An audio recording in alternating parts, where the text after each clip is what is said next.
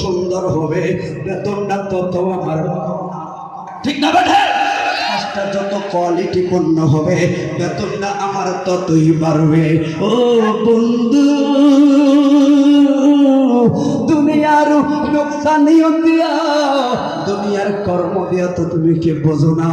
দুনিয়ার মালিকের মহাজনের কাজটা যত সুন্দর করবা তত তোমার টাকা বাড়বো। ঠিক দুনিয়াতে যেমন নিয়ম রে,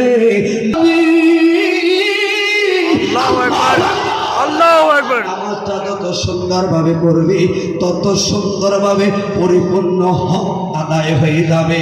এই জন্য বাবা কেমন নামাজ পড়বেন, কেমন ধরনের নামাজ আল্লাহর হক হবে। আমরা তো নামাজ করি, এই জন্য বললাম পৃথিবীর মধ্যে সবচাইতে বড় চোর হলো যে নামাজের মধ্যে তাড়াহুড়া করে, ঠিক না? নামাজের মধ্যে তাড়াহুড়া করে, এই চোর নাম্বার 1 আমাদের গোয়ালখালীতে আছে না নাই? আছে। তারপর আছে না নাই? এটা থাকিলে কুসুরি, আপনারা কি কুসার 10% সুদে লাগায়, আবার আরেকজনের জায়গা জোর কইরা দখল করে, আবার কুফালে দাগ লাগায়া মুসল্লি সাজিয়া মিলাদুন নবীর বিরোধিতা করে রে। আছে না? ওয়ারে মন সরল সারিয়া দিলের গরম, নামাজ রোজা বান্দা করে কুসুরি পাবি না মুজুরি, ওয়াল তো যোগে হবে বাড়ি রে। কথা বলুন ঠিক না বিঠি? তাহলে এখন আমি আল্লাহর হকের সাথে ঘুষের সাথে জুয়ার সাথে সম্পর্ক যাদের আছে তারা আল্লাহর হকের বিরোধী, ঠিক না? যুবকরা কিস্তির লোকে জড়িত ব্যাংকে আমরা কি দেওয়া শুরু করছি? আইসি কিছু কিস্তি উঠে হাতে আমরা কষ্ট করে আনছি হাতারে আইসে সুখের বস্তু।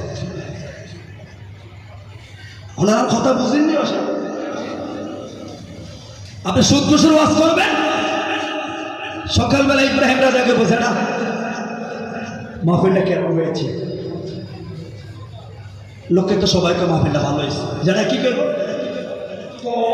মাহফিল দেখছি একটু বক্তা নিয়ে হ্যান্টা কুতুর হ্যান্টা কুতুর তিরিঙ্গিরি করে গেছি গা দূর।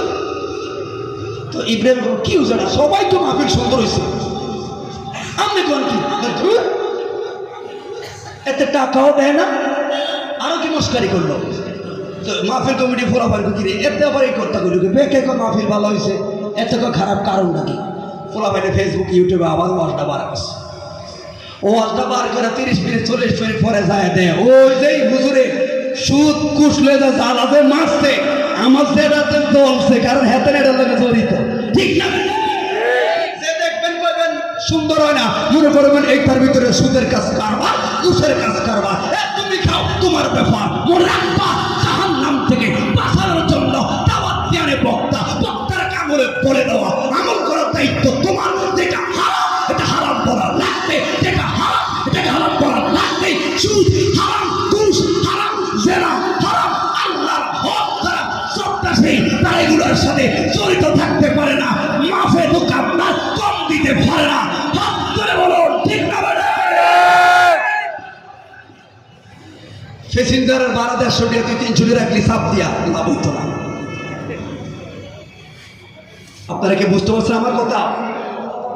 কিছু কথা আমি বলি, এই জন্য বললাম এটা এমন একটা বিষয় 4-1 বছরের কথা বলতে পারবো।